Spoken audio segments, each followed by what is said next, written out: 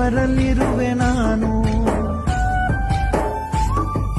ಕೆಲಸ ನಿನದೆ ಫಲವು ನಿನದೆ ಛಲದ ಒಡೆಯ ನೀನು. ಇದನ್ನು ಮರೆತು ನನಗೆ ನಮಿಸಿ ಶ್ರಮವ ಪಡುವೆ ನೀನು. ಬಿಡು ಮತಗಳ ಜಗಳ.